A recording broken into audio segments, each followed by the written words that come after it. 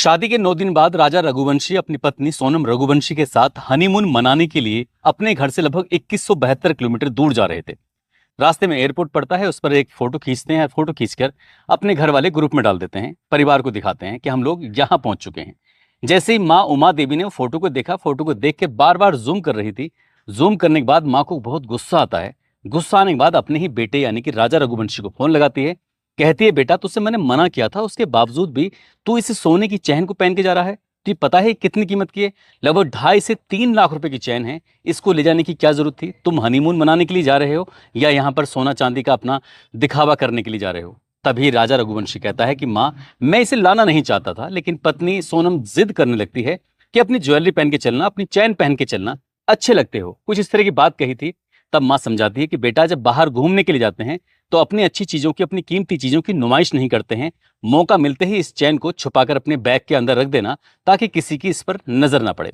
माँ को थोड़ा डर था, कहीं इसकी सोने की चैन किसी को दिखाई दे, कोई इस पे हमला ना कर दे, मेरे बेटे को कहीं कोई नुकसान ना पहुंचा दे। इसलिए माँ अपने बेटे से बार बार बात करती थी, ये पूछने के लिए, अब कहाँ हो तुम, ठीक हो कि नहीं हो। लेकिन 23 मई 2025 की दोपहर 1:45 पर बहू से वो अंतिम बार बातचीत होती है। उसके बाद पता चलता है कि बेटा मिलता ही नहीं है, लेकिन मिलता है तो उसकी लाश मिलती है। लाश घर आती है तो परिवार का रो रो कर बुरा हाल हो जाता है। लेकिन 17 दिन बाद जब बहू के बारे में पता चलता है, तब सास ये कहानी सुनाती है मीडिया के सामने। कहती है कि मुझे शक तो पहले से ही हो चुका था, लेकिन मैं बहू के ऊपर कोई लांछन लगाना नहीं चाहती थी। कहीं ऐसा ना हो कि मेरा बेटा तो जा ही चुका है, कहीं ऐसा ना हो कि बहू के साथ भी कुछ गड़बड़ ना हो गई हो। आज की इस कहानी के माध्यम से समझने की कोशिश करते हैं कि आखिरकार सोनम ने यह कत्ल क्यों करवाया था, इसके पीछे की क्या वजह थी, और अभी आगे बाकी क्या खुलना बाकी रह गया है। आदाब, नमस्कार, सत श्री अकाल। मैं उस्मान सैफी। आज की जो सच्ची घटना मैं आपको सुनाने जा रहा हूं, ये सच्ची घटना है मध्य प्रदेश के इंदौर शहर की। दरअसल राम नवमी का जब त्योहार मनाया जाता है, तब एक समाज के लोग अपनी पत्रिकाएं छपवाया करते हैं। पत्रिका के अंदर जो युवक होते हैं और युवतियां होते हैं, उनकी पूरी डिटेल दी जाती है। कौन क्या कारोबार कर रहा है, किसकी कितनी एजुकेशन है, कौन कितना पढ़ा लिखा है, साथ ही कितना उसकी आमदनी होती है। यदि इनमें से कोई किसी को पसंद करता है तो शादी के लिए एक दूसरे से बातचीत कर सकते हैं, क्योंकि एक दूसरे की डिटेल इतनी सारी लिखी होती है। तभी राजा रघुवंशी जो होता है, जो कि इंदौर शहर का रहने वाला होता है, उसकी नजर पड़ती है पत्रिका पर एक लड़की जिसकी उम्र लगभग 25 साल के आसपास होती है। उस लड़की को देखता है जिसका नाम होता है सोनम रघुवंशी। 25 साल के आसपास उसकी उम्र है। लड़के की उम्र लगभग 28 साल के आसपास है। वो अपने पिता से कहता है, जो कि सहकार नगर में ट्रांसपोर्ट कारोबारी हैं। 3 सगे भाई हैं, तीनों ही बहुत अच्छा ट्रांसपोर्ट का कारोबार कर रहे हैं। अच्छी खासी हस्ती है, पैसे की कोई कमी नहीं है, कोई दिक्कत नहीं है।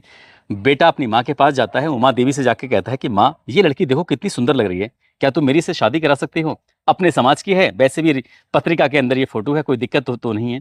माँ को भी अच्छी लगती है लड़की। वो अपने परिवार में बातचीत करती है, कहती है कि इसकी भी तो शादी करी नहीं है, एक काम करो, इससे बातचीत कर लेते हैं। सबसे पहले फोन लगाया जाता है, अपने बारे में बताया जाता है कि हम ट्रांसपोर्ट का बिजनेस है, 3 बेटे हैं, सबसे छोटा बेटा लाडला है, यही सबसे होशियार है। सारी बात बताई जाती है। सामने वालों को ये रिश्ता पसंद आता है। सामने वाले जो सोनम रघुवंशी के परिवार वाले होते हैं, वो प्लाईवुड का काम करते हैं, उनकी अच्छी दुकान है, और दुकान की जिम्मेदारी भी ये बेटी ही संभाला करती थी। जो लेन देन का है, एक तरह से ये HR मैनेजर है। अब ये सब जानकारी होती है, दोनों परिवार आपस में मिलते हैं, पंडित जी को बुलाया जाता है, बिठाया जाता है। उसके बाद ये बातचीत का सिलसिला था। लड़के वाले चाहते थे कि 1 साल में जब मौका हो तब शादी कर लेना, लेकिन लड़की वाले ये चाहते थे कि अभी 1-2 महीने में ही शादी कर लीजिए। ये अक्टूबर 2024 की बात थी, जब लगातार ये इस तरह की बातें चल रही थी। पहले मुलाकात थी, इस मुलाकात होते होते ये तारीख निकल के आती है 11 मई 2025 की, कि इसने शादी करना है। अब आखिरकार जब पंडित जी ने मुहूर्त निकाल दिया था, तो लड़के वाले सोचते हैं कि वैसे भी 1 साल में शादी करनी है, अभी शादी कर लेंगे तो क्या बुराई है। शादी कर ली जाती है, धूमधाम से शादी होती है। अब जब शादी हो जाती है, अभी 2-3 दिन का समय ही बीता था कि जो दुल्हन घर पर आई थी, कि वो पढ़ी लिखी थी, उसका अपना घर का बिजनेस व्यापार संभाला करती थी। तभी उसने प्लान करा कि क्यों ना हम घूमने चले। घूमने की प्लानिंग की जाती है। हालांकि उसने मना किया था लड़के ने, उसने कहा था कि परिवार के साथ कभी समय बिताते हैं, उसके बाद आराम से चलेंगे। लेकिन दुल्हन थी कि नहीं नहीं, जाना है। इसके लिए डिसाइड किया जाता है, और डिसाइड जब दुल्हन खुद ही कर रही थी, तो उसी ने डिसाइड कर लिया था कि शिलोंग चलेंगे और माँ कामाख्या देवी के दर्शन कर लेंगे, क्योंकि वो पति से यही कहलवाना चाहती थी। पति ने कामाख्या देवी के दर्शन नहीं किए थे। आखिरकार 20 मई 2025 को घर से निकलते हैं और यहाँ पर माँ कामाख्या देवी के दर्शन करते हैं, शिलोंग पहुंच जाते हैं। उसके बाद घूमना फिरना शुरू होता है। घर वाले, परिवार वाले पल पल की जानकारी इसलिए भी ले रहे थे कि माँ उमा देवी ने लगभग 2.5-3 लाख रुपए की कीमत की जो चैन थी, जो बेटे के गले में दिख ली थी, उसको देखकर बड़ी बेचैनी हो रही थी, कहीं बेटे की चैन को नुकसान ना हो जाए, कहीं बेटे को चैन की वजह से नुकसान ना हो जाए, मां को ये थोड़ा सा आभास हो चला था। आखिरकार 23 मई 2025 के दोपहर 1:45 पर उमा देवी अपने बेटे राजा रघुवंशी से आखिरी बार बातचीत होती है, नहीं बहू से बातचीत होती है। उसके बाद संपर्क टूट जाता है और जब उसके बाद जो होता है वो बाकी भयानक होता है। हालांकि 25 मई 2025 को लड़की का भाई जो कि गोविंद होता है और लड़के का भाई बिपिन जो बीच वाला भाई होता है वो जाते हैं शिलोंग, इमरजेंसी लैंडिंग करते हैं, पहुंचते हैं, अपने भाई को ढूंढते हैं। अब वहां पर एनडीआरएफ, एसडीआरएफ और लोकल पुलिस तमाम अधिकारी सब लग जाते हैं। कोई नहीं जानता था। हालांकि शुरुआत में इन्होंने जब जाकर लोकल की पुलिस से मदद मांगी तो पुलिस ने मदद नहीं की। काश की पुलिस ने अगर मदद कर दी होती तो शायद इतना बड़ा मामला ये देश का हाई प्रोफाइल नहीं होता, क्योंकि जब इनकी मेघालय पुलिस मदद नहीं करती है तो इसके बाद ये मदद मांगते हैं यूट्यूबर्स से, और यूट्यूबर्स इस मामले को लगातार हाईलाइट कर देते हैं। जब हाईलाइट होता है मामला तो मामला मध्य प्रदेश के मुख्यमंत्री तक पहुंच जाता है, मामला फिर देश के गृह मंत्री अमित शाह तक पहुंच जाता है। उसके बाद फिर अमित शाह जी फोन करते हैं सीधा मेघालय के मुख्यमंत्री को, और जब फोन पहुंचता है तो उसके बाद फिर मीडिया इस मामले की कवरेज करना शुरू कर देता है और पल पल की जानकारी जुटाना शुरू कर देता है। आखिरकार लगातार दिन बीत रहे थे। 23 को लड़का गायब हुआ था जो दूल्हा था, और 2 जून 2025 को उसकी मेघालय प्रदेश की जिला पूर्वी खासी हिल्स में जो थाना लगता है सोहरा, उसी के एक इलाका है बोईसाडोंग, वहाँ पे गहरी खाई होती है और गहरी खाई के अंदर एक लाश मिल जाती है। लाश की जब शिनाख्त की जाती है उसके हाथ पर लिखे हुए टैटू से राजा लिखा हुआ था, उससे पता चल जाता है कि लाश ये राजा रघुवंशी की है। अब में ये मामला और ज़्यादा हाईलाइट इसलिए हो जाता है क्योंकि पास में ही एक लाल और काले रंग की जैकेट मिल जाती है, पास में ही एक सफ़ेद रंग की शर्ट मिल जाती है। तो ये अंदाज़ा लगाया जा रहा था कि ये लाल रंग की जैकेट और सफ़ेद रंग की शर्ट जो है उसकी पत्नी सोनम रघुवंशी की, उस पर खून के कुछ छींटे मिल जाते हैं। मामला और ज़्यादा हाईलाइट हो जाता है। कयास लगाए जा रहे थे कि इसका किडनैप कर लिया है, बांग्लादेशी से उठा कर ले गए हैं। जब लगातार मामला चल रहा था, अब ऐसी स्थिति में पुलिस ने जब अपना काम कर रही थी, एसआईटी का गठन कर दिया जाता है। अब जब एसआईटी लगातार काम कर रही है तो पुलिस को एक व्यक्ति मिलता है जिसका नाम होता है अल्बर्ट पेड, जो कि मावला खियात का रहने वाला होता है, गाइड होता है। वो बताता है कि साहब 23 मई 2025 की सुबह लगभग 10 बजे के आसपास एक दंपति, पति और पत्नी थे, और साथ में 3 और लड़के थे जो उनके साथ इर्द गिर्द घूम रहे थे, हिंदी में बातचीत कर रहे थे। क्या बोल रहे थे मेरी तो कुछ समझ में नहीं आ रहा था। मैंने कहा भी उनसे कि मैं आपकी मदद करूं, मैं आपकी हेल्प कर सकता हूं। उन्होंने जब मेरी बातचीत सुनी तो उन्होंने कहा कि नहीं, हमें आपकी हेल्प नहीं चाहिए। तब वो लड़का चला जाता है। लेकिन उसके बाद एक और है, वांसजाई एक नाम से एक गाइड होता है, तब वो गाइड उनकी मदद करता है और यहाँ से चले जाते हैं। अब ऐसी स्थिति में जब ये लाश मिल जाती है और गाइड से ये पता चलता है कि 3 और नए लोग हैं जो इनकी इर्द गिर्द घूम रहे थे, वो कौन है। तो जिस इलाके में ये घूम रहे थे उस इलाके के सीसीटीवी कैमरे, अब एक सीसीटीवी कैमरा मिल जाता है जो कि 4 मिनट 53 सेकंड के आसपास होता है। ये बातचीत कर रहे हैं, वही लाल रंग की जैकेट और काले रंग की जैकेट जो कि डुअल थी, एक तरफ से लाल दिखाई दे रही है, एक तरफ से काली दिखाई दे रही है। एक शर्ट पहनी हुई है उस लड़की ने वो, और फोन पर किसी से बातचीत कर रही है। पास में एक ऑल्टो कार होती है जो लाल रंग की है। ऑल्टो कार का एक लड़का है जो लगातार इन दोनों को देख रहा है, दंपति को, और एक है जो अपने गाड़ी में बैठा हुआ है। अब इस तरह से कहीं ना कहीं ये 4 मिनट 53 सेकंड की जो सीसीटीवी फुटेज होती है, इससे पुलिस को शक होता है। अब पुलिस ने अब अपना काम करना शुरू कर दिया। पुलिस ने अब टेक्निकल जो साक्ष्य थे वो जुटाने शुरू किए। अब जो टेक्निकल साक्ष्य जुटाने की कोशिश की तो मेघालय में आने वाले अलग अलग प्रदेशों के जो लोग थे उनका डेटा उठाना शुरू कर दिया। लाखों मोबाइलों में से अब कई मोबाइल ऐसे निकाले जाते हैं जिनमें से कुछ जानकारी मिलना शुरू हो जाती है। ऐसे ही उत्तर प्रदेश का एक ललितपुर जगह लगती है, वहां का एक गांव है दिगवार, यहाँ का रहने वाला एक लड़का होता है। ये थोड़ा सस्पेक्ट था। अब इस सस्पेक्ट को पुलिस ने देखा कि इसकी बातचीत होती है राज कुशवाहा नाम के एक लड़के से जो कि नंदबाग इंदौर का रहने वाला होता है, और इसके संपर्क में था विशाल। ये 3 आपस में कांटेक्ट में थे, संपर्क में थे।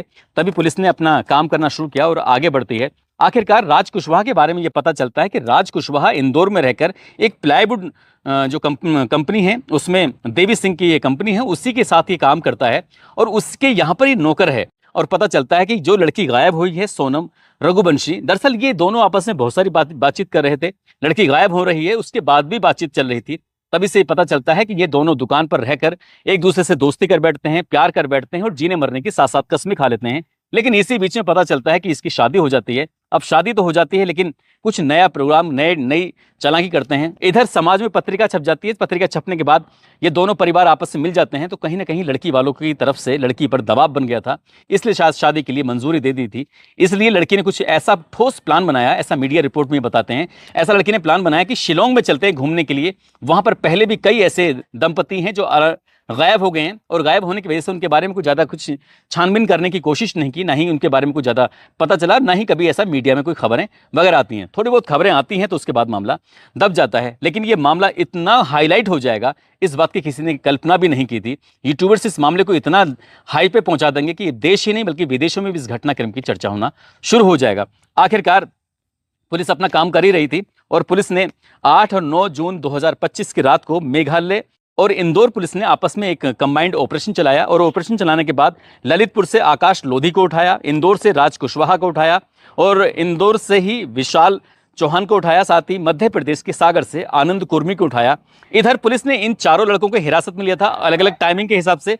साथ ही जो लड़की होती है, लड़की को लगातार तलाश कर रहे थे मेघालय के शिलोंग की उन वादियों में, घाटियों में, लेकिन वो लड़की वहां नहीं थी, बल्कि अपनी जगह से सैकड़ों किलोमीटर दूर जा चुकी थी। और 8-9 मई 2025 की रात बनारस गोरखपुर हाईवे पर, जो कि जिला गाजीपुर लगता है, थाना उसका नंदगंज लगता है, और इलाका लगता है अंकुशापुर में एक कॉफी चाय का जायका नाम से, नकाशी चाय जायका नाम से एक होटल होता है, ढाबा होता है।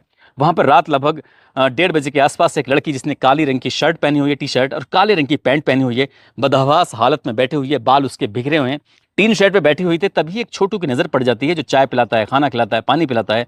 वो जाकर पूछता है कि मैडम, मैं आपके लिए क्या लेके आऊं, मैं आपकी क्या मदद कर सकता हूं। लड़की थोड़ी परेशान थी, बदहवास थी, कुछ कहने की स्थिति में नहीं थी। तभी जब स्थिति बिगड़ जाती है, तब वो कहता है कि मैडम बताइए क्या करना है। वो कुछ बोल नहीं पा रही थी, तभी वो लड़का पहुंच जाता है अपने मालिक के पास, साहिल यादव से जाकर कहता है, जो ढाबे का मालिक होता है, कि साहब एक लड़की है, अजीब सी हरकतें हैं उसकी, आपको जाकर देखना चाहिए। फिर वो जो ढाबे का मालिक होता है साहिल यादव, उसके पास पहुंचता है, उससे बातचीत करता है। बातचीत करने के बाद लड़की रोते हुए कहती है कि मुझे आप अपना नंबर दे दीजिए, फोन नंबर दे दीजिए, मुझे अपने घर वालों से, परिवार वालों से बातचीत करनी है। उसे लगता है कि मदद कर देनी चाहिए, परदेशियों की मदद करना कौन सा बुरी बात है। अब वो मोबाइल देता है उस लड़की को, और देकर वहां से अलग हट जाता है। लड़की रोते हुए बिलखते हुए अपने भाई को फोन करती है, और बात करते करते कुछ जानकारी देती है। भाई को ये यकीन नहीं हो रहा था कि जो उसकी बहन शिलोंग में उसको ढूंढ रहे हैं, वो वहां से इतनी दूर, लगभग 1100 किलोमीटर दूर यहाँ क्या कर रही है। उसे यकीन नहीं हो रहा था। भाई गोविंद को कहता है कि वीडियो कॉल करो, तब मैं यकीन करूंगा। दोबारा से वीडियो कॉल होती है, वो देखता है सचमुच उसकी बहन ही थी। तभी उसने इंदौर की पुलिस से कांटेक्ट किया, और इंदौर की पुलिस ने गाजीपुर की पुलिस से कांटेक्ट किया, और ये कांटेक्ट होने के बाद आखिरकार पुलिस इस मामले की जांच पड़ताल में जुट जाती है। देखती है, यहाँ पर पुलिस जब मौके पर पहुंचती है, तो ये लड़की जब अपने भाई से बात करती है, तो बात करते करते बेहोश हो जाती है। और रात के 3 बजे जब नजदीकी पुलिस स्टेशन के एसएचओ इसलिए पहुंच जाते हैं क्योंकि 112 नंबर पर फोन किया गया था। पुलिस मौके पर आती है, इस लड़की को उठाकर सीधा जिला अस्पताल में पहले इसका चेकअप कराया जाता है, और चेकअप कराने के बाद यहाँ पर उसकी मेडिकल स्थिति देखी जाती है कि स्थिति है। उसके बाद इस सखी वन स्टॉप सेंटर, जो कि महर्षि विश्वामित्र मेडिकल कॉलेज परिसर में बना हुआ है, वहां पर इसको जमा कर दिया जाता है। अब इसके बाद पूरे उत्तर प्रदेश ही नहीं बल्कि पूरे भारतवर्ष में इस लड़की के मिलने की चर्चा शुरू हो जाती है। पहले शुरुआत में ये अंदाजा लगा रहे थे कि जैकेट पर, जो काले और लाल रंग की जैकेट है, उस पर जो खून के धब्बे मिले हैं, कहीं ना कहीं लड़की मर चुकी है, मारी जा चुकी है, उसके साथ भी घटना हो चुकी है। लेकिन ऐसा कुछ नहीं था। लड़की मिल जाती है, लेकिन जिस रूप में मिलती है उसकी किसी ने कल्पना नहीं की थी। आखिरकार उत्तर प्रदेश की पुलिस के पास बात पहुंचती है। जो अमिताभ यश लॉ एंड ऑर्डर के जो अधिकारी हैं, उन्होंने कहा कि मेघालय पुलिस और इंदौर पुलिस के हम संपर्क में हैं, वो जब चाहें वो लड़की को ले जाएं, हम अपनी जांच में पूरी तरह से सहयोग करने के लिए तैयार हैं। और अब जो होगा वो मेघालय की पुलिस इस बात को, उनके पास पहले से ही काफी मात्रा में सबूत थे, ये जानकारी पुख्ता हो चुकी थी कि इस लड़की का एक लड़के से, जिसका नाम राज कुशवाहा है, उससे अफेयर की बात सामने आ रही है, क्योंकि बहुत सारी बातें आपस में कर रहे हैं। अब किसने हत्या का प्लान बनाया? क्या अकेली लड़की ही मुखिया थी इसमें हत्या करवाने वाली, या फिर राज कुशवाहा इसमें मेन आरोपी है? हालांकि जितने भी प्यादे हैं सबके सब गिरफ्त में आ चुके हैं।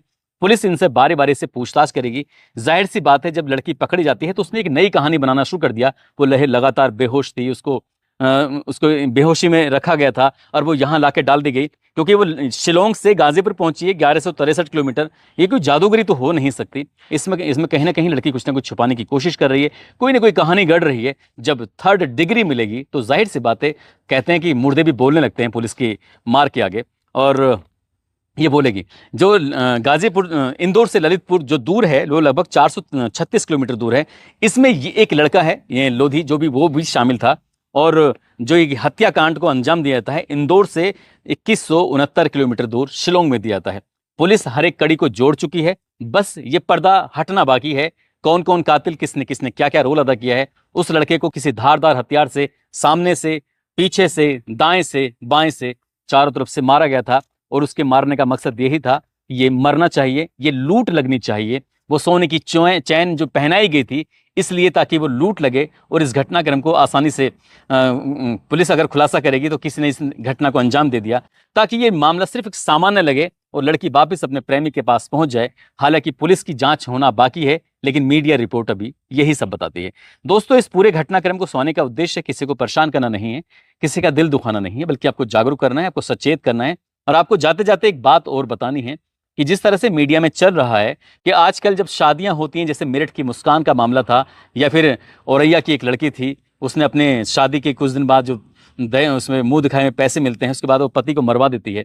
ऐसी स्थिति में अगर लड़के वाले किसी लड़की को देखने के लिए जाते हैं तो एक बात सबसे पहले पूछें, किसी से अफेयर है तो भाई मैं इस रिश्ते को बिल्कुल भी नहीं करूंगा, और अगर अफेयर है तो आप जहां चाहो वहां शादी कर लो, कम से कम उस लड़के की जान तो बच जाएगी। माँ बाप को पहले से ही जानकारी होती है, शायद इस घटना में भी माँ बाप को पूरी की पूरी जानकारी है, वो सिर्फ स्वांग रच रहे हैं, नाटक कर रहे हैं। हालांकि पुलिस की जांच के बाद ये स्पष्ट हो ही जाएगा। लेकिन जिस तरह से उस लड़की के को ऐसे इनोसेंट दिखाने की कोशिश कर रहे हैं कि जैसे कुछ जानती नहीं है, लेकिन पुलिस के पास ऐसे साक्ष्य मिले हैं जिसमें लड़की ही मुख्य अपराधी के तौर पर सामने जरूर आएगी।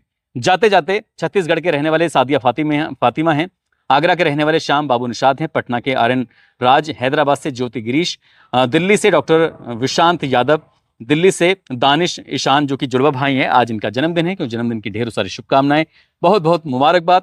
कुछ लोगों ने नाम लेने की अपील की है, जिसमें मुस्तकीम चौधरी, फैसल खान, यूसुफ सरफराज, कनिष्का, सजीम अख्तर, असलम खान, शेख गुलाब, शमशेर अंसारी, प्रेमचंद, प्रमोद गुप्ता, मीनाक्षी वर्मा, लोकेंद्र सिंह चौहान, ममता सिंह, राजेश पुरोहित, अमन यादव, दीपक कुमार, गौरव कुमार तिवारी, समी अहमद रिजवी। आप सब लोग अपना ख्याल रखें, सुरक्षित रहें। जय हिंद, जय भारत।